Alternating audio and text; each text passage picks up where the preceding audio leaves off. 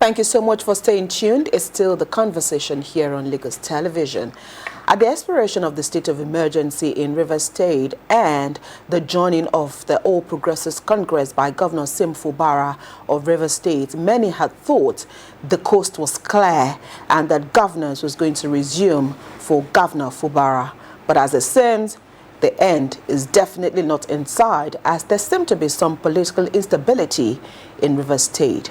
Why is Rivers State in the eye of the storm, and how strategic should Governor Fubara be ahead of, him even completing his first tenure, not to talk of him securing the ticket for a second term? We have a guest in the studio this morning, and together we'll be taking a look at the Rivers political crisis matters arising. He's a friend of the house. Thank you so much, Dr. J.D. Johnson, for coming on the program this morning. It's a pleasure to join you, Bimbo, and the rest of Dr. Johnson. The ladies. Yeah, of the ladies. Dr. Johnson is a strategic communications expert and chief lecturer at the NIJ. Well, JJ, like we call him. Yeah. JJ, let's get into this. And like I said, one would have thought that with Governor Sim Fubara jumping ship from the PDP and then joining the APC, and him then assuming the leader of the party in Rivers State, the coast should have been clear for him to continue governance. But it seems that his predecessor, Nyesom Wike, is still not very pleased with the ways and dynamics of Governor Sim Fubara. Why are we where we are again in Rivers State? Yeah, well, if the foundation is destroyed, there's nothing you can build on. On the foundation, the foundation of political system is the party structure. And you have seen a situation whereby you have a state capture of both the PDP and APC. You saw in events in the recent week where the chairman of the PDP and the chairman of the APC were in a joint meeting where the Minister of FCT was also there. So basically, the party structure, as it is constituted now in Rivers State, is controlled by the Honorable Minister of FCT. The State House of Assembly, which is also another institution, is controlled by, which ought to be an independent institution of any actors or players outside of the assembly, because now governance, I think the assembly should relate with the executive, which is the governor, not to be taking instruction from outside our from FCT Minister Kudonk, allegedly, but from the party. And so you see that itself, they take a cue from whatever they are told by their paymaster, and it draws attention to a critical issue. What are the processes that we put in place in selecting candidates for public offices? That of Wike, that of Rivers, is in the front burner because there's a lot of media attention. What are the things that are happening in other states? You could draw similar situation most playing up in Kanu now. There's an unseen quietness surrounding Kanu, but something of that nature might likely play out in Kanu, might play out in Kanu, might play out in some other states. So what are the things moving forward that we used to internalize and strengthen our democratic institution and not to personalize it? Because we see that once there is conflict between one or two personality, it tends to put the entire system at a state of comatose. For example, governance. Rivers State people have not enjoyed governance in the last 2+ years. Since 2023 to date, they've not enjoyed governance. And what's the clue that they are going to enjoy governance 2027 to 2032?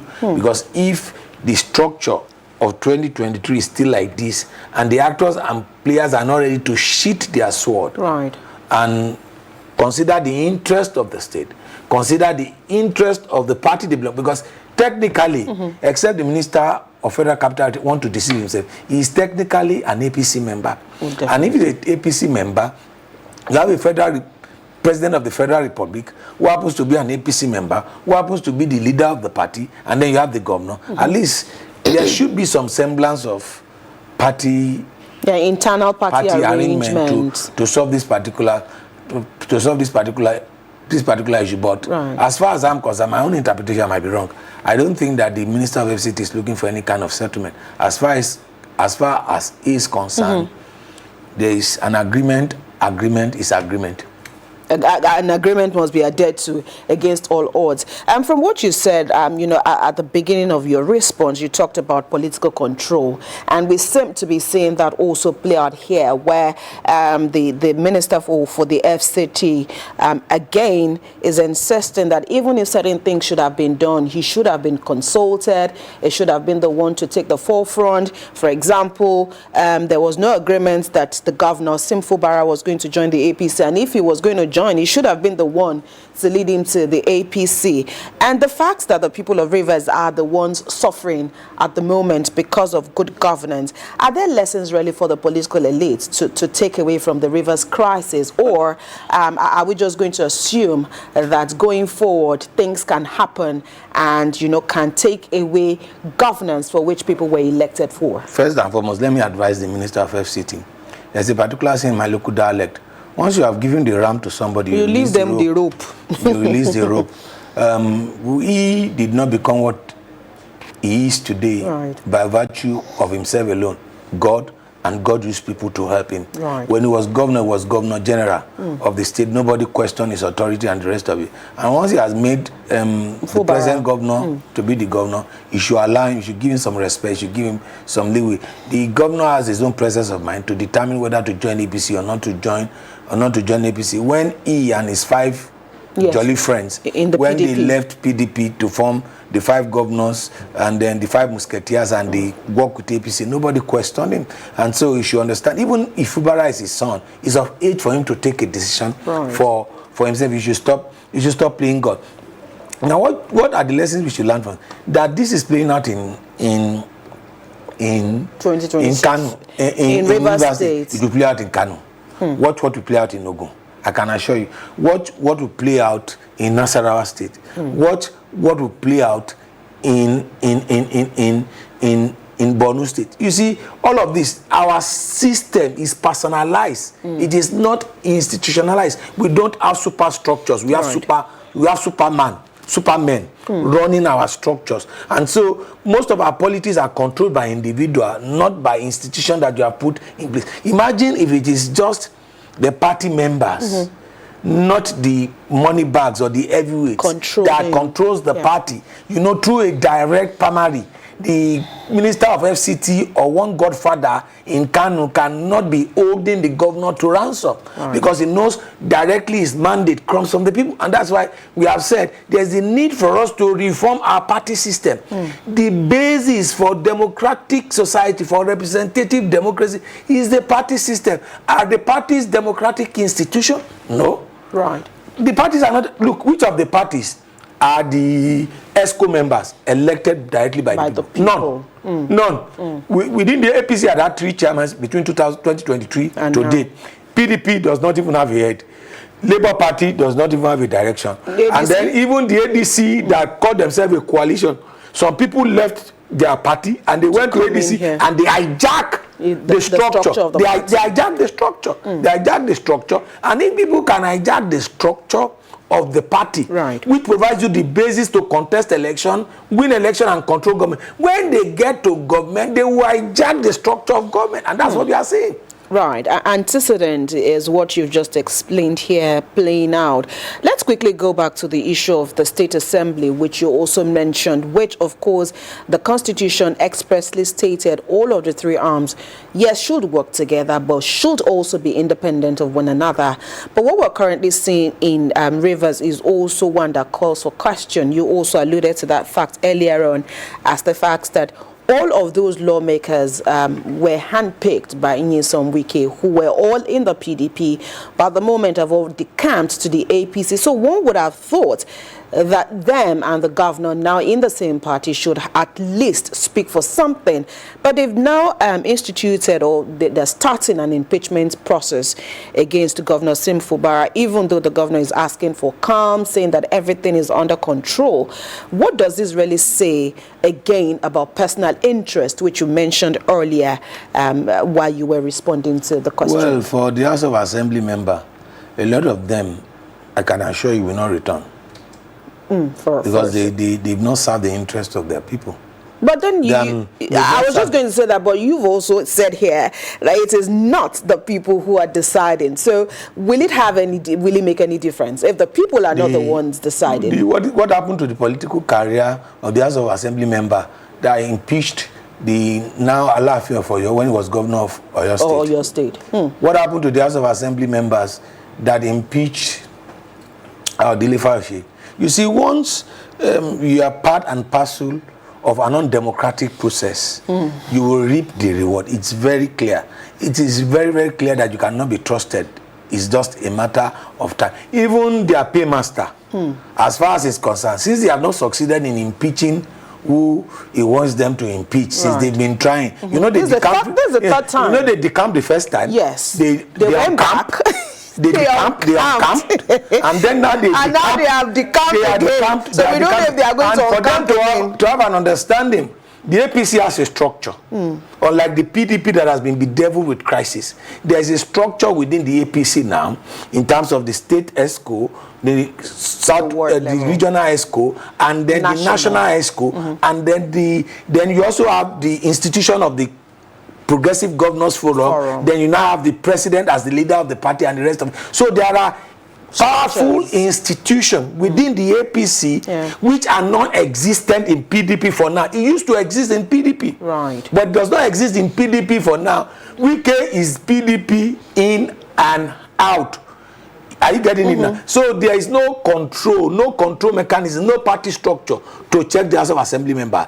As far as they are in APC, they will be called to order by other institutions of the party within the party. And I can't see that impeachment going forward. You will see that what we are seeing is the survival tactics and antics of a drowning man. You know what you do? What you do when a man is drowning, you don't rush to him to rescue him. You allow him to take some gulp of water. When he's helpless, that's when you help him. If you go and rescue him where he still has energy, both of you will drown together. You will sink below the water level, and both of you. And so that's what he has. So is the fight for survival. You know, even the minister said that that will mark the end of his fight. But I want to counsel him. It's not too late for you to sit down with Fubara, and you people have an agreement with respect to moving forward. Now, part of what I've shared is a part of the agreement. Impeachment was not part of the agreement. Right. So how come this is state of emergency was not part of the agreement? Yes. And you know, when he was restored as the governor, he went to visit the president, and he said, if not for the president, he would not be. So the second chance that Sim is having as the governor is not given to him by Nyesom Wike. It was given to him by the president, according to what they have said. They are not according to what. So if Nyesom Wike wants to discipline Fubara, he needs to. He has already disciplined him by trying to impeach him once, but twice. He has tried to discipline him through the state of emergency, and the president has rescued him. And so if he wants to, he should go and meet the president and have conversation. Look, another thing is, if Wike is removed, I'm not praying for he should be removed, because he's doing, no matter how bad, he's doing fantastically well as the FCT minister. As FCT minister. If he's removed today, Nigerian politicians, they have no political relevance once they're out of office. I can count names. Where is Amechi today? Amechi was speaker to governor to minister. Where is he today? In the scheme of things in politics of Rivers, where would you mention Rotimi, Amechi? And so if you take that title of the minister of FCT away from Wike, what is his relevance? That's also one of the areas that a lot of people are looking at and asking Mr. President the question, what is so special about Nyesom Wike that you're still keeping him if he's also been divisive now that Rivers cannot find peace, and then every now and then you are not allowing Fubara to have peace? And only over the weekend, before Mr. President traveled out, we heard that again he's waded into this feud.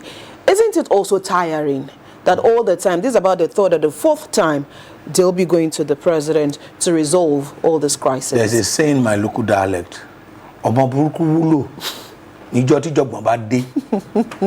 there is, in politics, you also need people with nuisance value.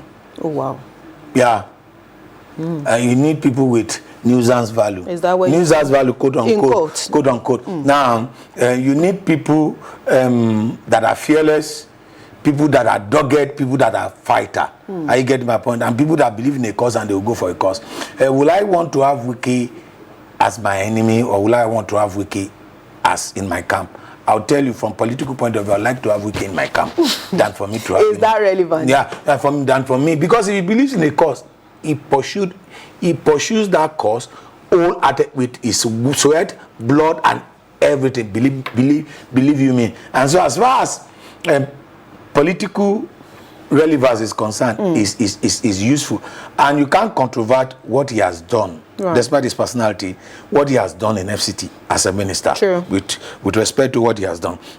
It is a rivers crisis that has been a drawback on his scorecard politically, and in terms of his support for the present administration at the national level. So, as far as I'm concerned, I'm sure the president will still wade into this particular matter, but do we have to get to the point in which the president will have to be wading into matters affecting all state crisis? That tells you how poor our democratic is. What time would the president have for governance of the state? And that's why we want the party system to be reformed if we really want to move forward.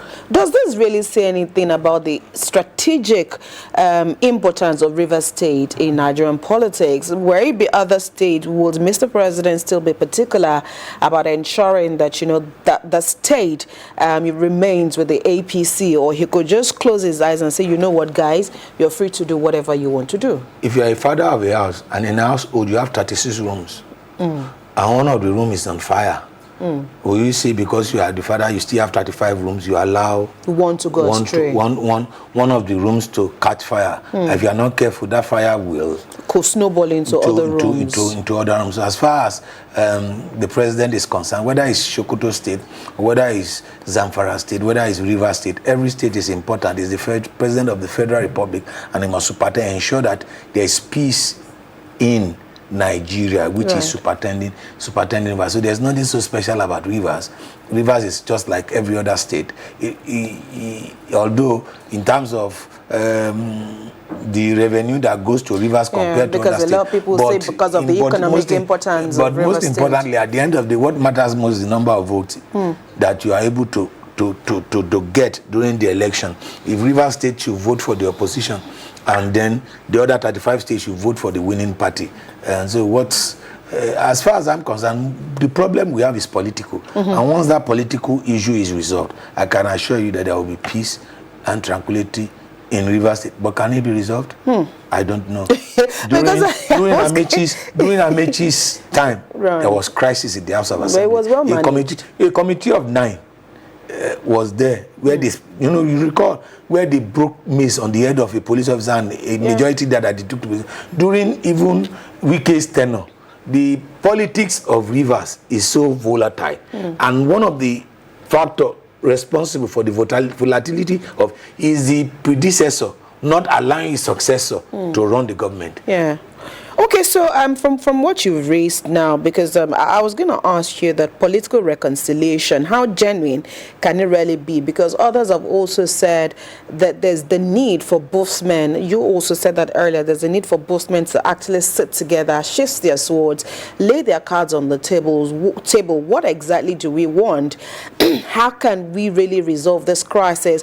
From the body language of Nyesom Wike, does it look like somebody who really wants this crisis to end? As far as I'm concerned, the minister should be able to, for example, you don't go to an agreement with a precondition. We are saying we want to settle a rift between them. So you are not presenting program tomorrow. You are not presenting program tomorrow. Will I agree? You are not going to run a second. We have not even come to the negotiation table. You have come with a precondition for closing the governor from seeking a second term. You are not God. You are not the party. You are not the electorate or the voters that will determine who is elected. I think it is the Rivers people that should determine that.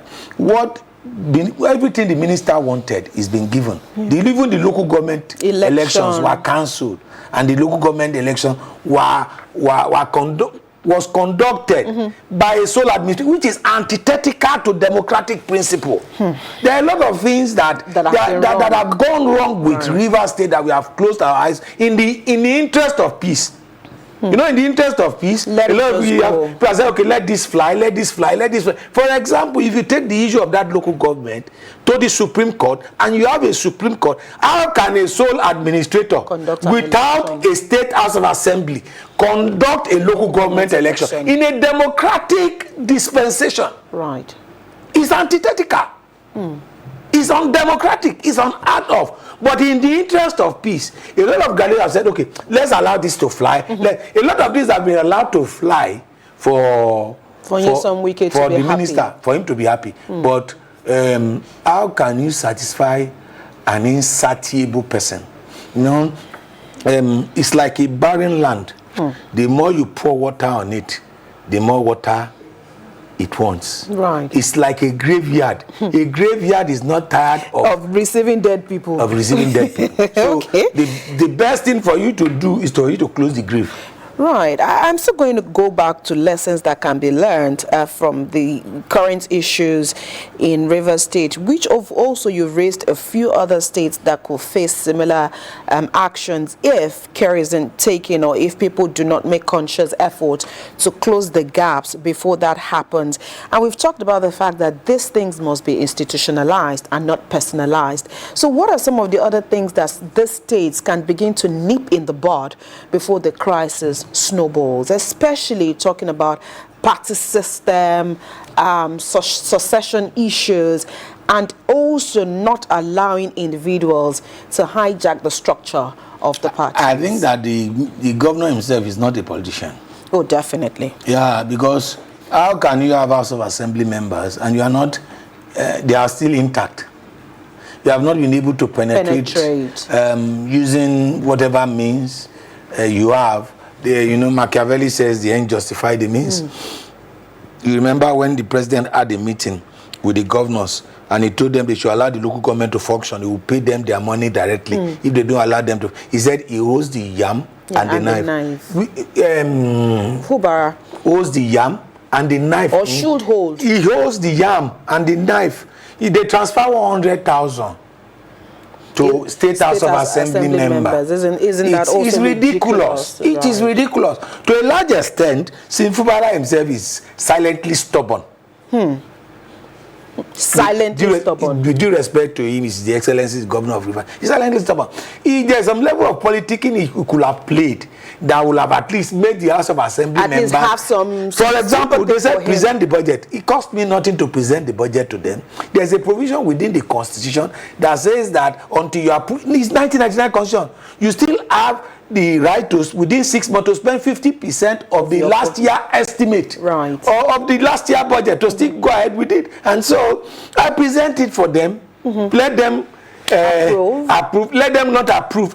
You've done your part. I will do my own part. His own responsibility is to play his part in this scheme of things, not to aggravate the situation, aggravate the system. You can't run the system alone. He is not the sole administrator. He is the governor of Rivers State. So he should look for ways and means, and these people can be gotten.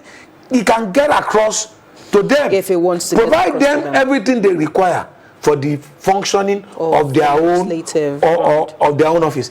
Provide them with their resources. Let them have access to their budget. Let them have access to their money, and then even give them some level of patronage. There is a saying, Tenuba Je Ojuati, gift corrupt good manners. It's even in the Holy Book. He said gift corrupt good manners. Your gift will make your way for you. Exactly. To make so what are the things that he has done? And I'm sure he's listening to some advisors telling him that don't mind them, leave them. No. Because he's bearing the brunt alone. In democracy, if you have 10 sane people, and I have 10 sane people, and I'm able to convince one mad person to stand behind me, that's 11. Right. You are gone for 4 years. I've gotten the mandate. Even though, if your own is 10 sane, I have 9, and I'm able to convince 2 mad people to join me. That's 11. That's 11. In number. In terms of the quality of people you have, they are better than my own. Right. But in terms of number for democracy, I will get the mandate. I will be the governor. You just be clapping in opposition. for the next 4 years. So power of numbers. Exactly. So he should understand that and play the game the way it should be played. After all, they have wives. They have wives. They have children. So they can get to them through their wives and children. The easiest way to get a man is through the wife. The easiest way to get a man is through the wife.